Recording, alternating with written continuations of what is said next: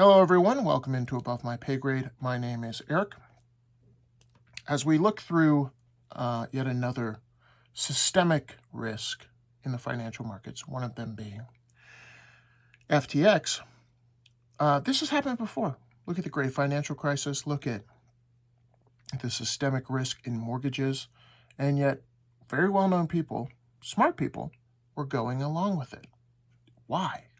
Why didn't they go against the grain? Why didn't they say something? And I think the simple answer is social conformity. This has been studied ad nauseum, but this specific experiment, I think, sheds light on what we're seeing in the financial world and socially when it comes to things like vaccination, yada, yada, is this desire to conform to what the group is saying, even if you know you're right. And that's why I think propaganda is a very powerful tool. It is a very powerful tool when it comes to groupthink. So let's take a look. But an experiment is not a public opinion poll. It examines behavior under the pressure of social forces, as the experiment of Solomon Asch reveals. The experiment you'll be taking part in today involves the perception of lengths of lines. As you can see here, I have a number of cards, and on each card there are several lines. Your task is a very simple one. You're to look at the line on the left and determine which of the three lines on the right is equal to it in length. All right, we'll proceed in this order. You'll give your answer. Only one of the people in the group is a real subject, the fifth person with the white t-shirt.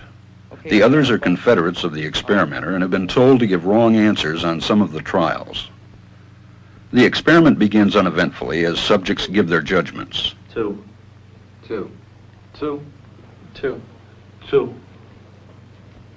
3. But on the third trial, something happens. 2. 2.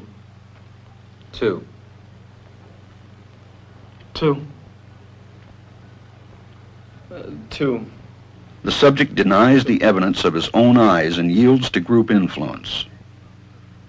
1. Asch found subjects went along with the group on 37% of the critical trials. But he found through interviews that they went along with the group for different reasons.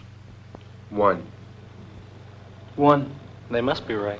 There are 4 of them and 1 of me. 1. This subject's yielding is based on a distortion of his judgment. He genuinely believes that the group is correct.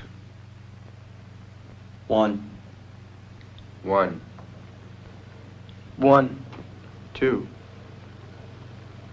1. 2. 2. I know they're wrong, but why should I make waves? 2. In this case, the subject knows he is right, but goes along to avoid the discomfort of disagreeing with the group. Here, the distortion is at the level of his response. 2. 2.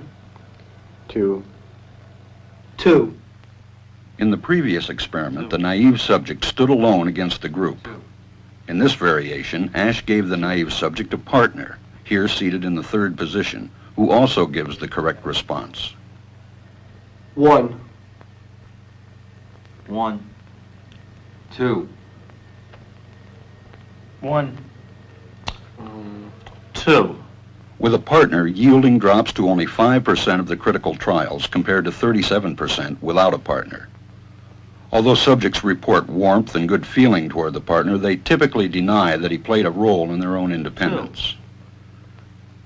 The partnership variation shows that much of the power of the group came not merely from its numbers, but from the unanimity of its opposition. When that unanimity is punctured, the group's power is greatly reduced. Sometimes we go along with the group because what they say convinces us they are right. This is called informational conformity. But sometimes we conform because we are apprehensive that the group will disapprove if we are deviant. This is called normative conformity. The strength of the normative factor is shown in another variation carried out by Asch. In this variation, the subject is told that because he had arrived late, he would have to write his answers. Subjects in this private response experiment are exposed to the same amount of misleading information as other subjects, but they are immune from any possible criticism by the group. 1. And this enormously reduces the pressure to conform. Conformity drops by 2/3. Ash's experiment is a classic. It reveals how people will deny what they see and submit to group pressure.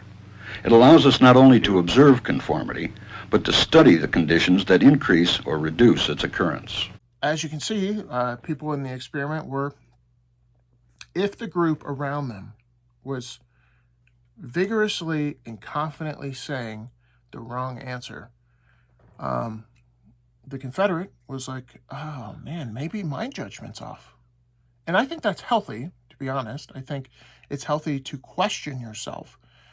But here is where I think the line in the sand is. When you aren't allowed to ask questions, that's when you should start doubting the group's credibility, right? So if healthy debate is fostered, if healthy back and forth, and you get information, but there's been a lot of things the last couple of years where you're like, hey, I'm not even allowed to, it's not even disagreeing. It's like, hey, can I ask, is the vaccine, if it's for health reasons to stop the spread, can I ask if natural immunity is taken into account? Nope, don't even ask. Vaccine denier. It's stuff like that where you feel like you're being shut down. You can't even ask questions, in my humble opinion. That's when you should start questioning the group. I do think it's healthy to question yourself, but we have this natural desire to conform to the group. So whatever the group's saying, hey, a professional said it, yada, yada. But there's countless examples throughout history where this has failed. And we don't have to look farther than 2 weeks back at FTX collapse. There was business after business after business who had a lot of experience when it came to investing. They typically look at people's books. They do a lot of due diligence, and yet they didn't. They didn't. Why? Why didn't they do this? And it's because oftentimes, hey, if Group A is investing, I want to get on the bandwagon. If Sequoia is investing, I want to be part of this group. I want to, and I know Sequoia does their due diligence, so we're also going to invest as a VC fund. And then that incentivizes number 3 to invest. And the same thing happened in the global financial crisis. So to assume that people who are driving the bus in government aren't or are immune to this incentive, this groupthink incentive, I think is naive. And to assume that you're immune to it, I think is naive as well. But I think it's a good way to think about investing, because oftentimes it's the person who is going against the grain, it's the person who's investing in something that no one likes that makes the most money. Warren Buffett's been successful at doing just that. So it's the thing that everyone hates. It's investing when everyone's scared and reaping profits when everyone's greedy. It's going against the grain. And groupthink is so powerful.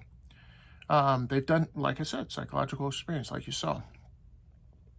So my question for you is, what are some things you've seen in the last couple of years that, or maybe the last decade, that have surprised you? Like, wait a second, experts are supposed to be,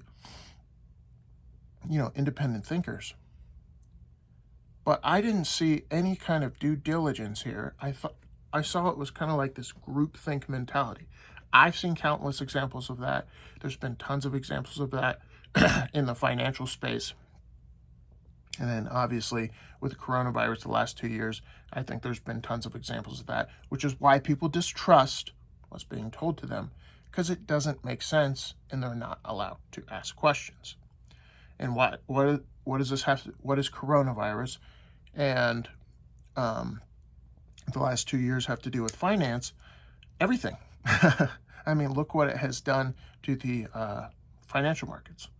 Look at the fiscal and monetary spending that came along with it.